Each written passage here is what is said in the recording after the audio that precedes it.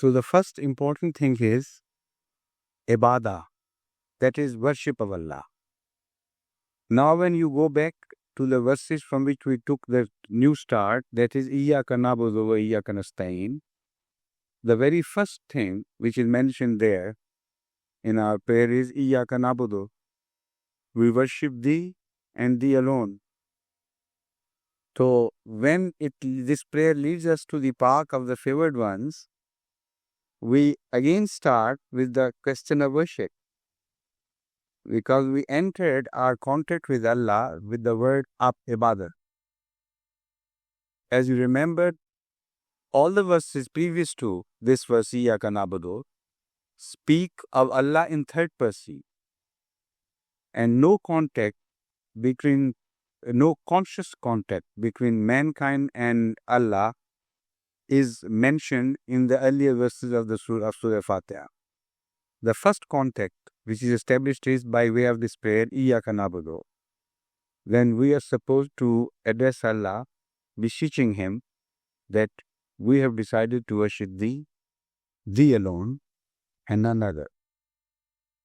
So, Abudiyat is the most important thing, that is man's relation to Allah by way of worshipping Him.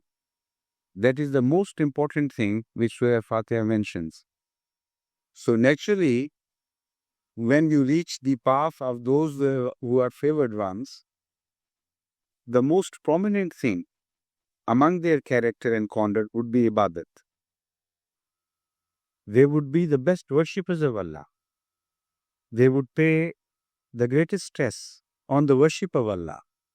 This is the sum total of their whole life's achievements. This is the essence of their relationship with God. So that being so, naturally they would give this preference over all other teachings. And the first teaching they would lay would be, the first importance they would attach would be to worship, and to this worship they would call the whole mankind. Now this again is a common thread between prophethood. Right from the earliest till the end, this has been the common linkage between the prophets, which has never been broken.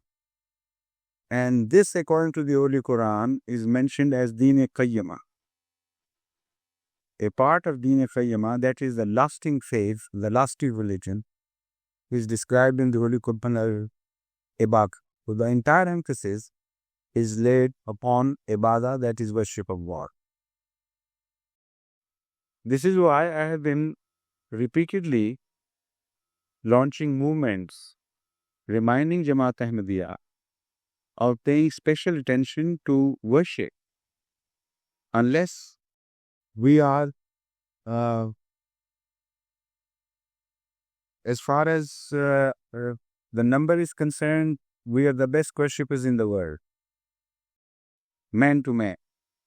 Unless, as far as the quality of the worship is concerned, we stand at the greatest excellence of worship, we will not be able to declare ourselves as representatives of prophethood, because ibadah and prophethood are deeply ingrained into each other.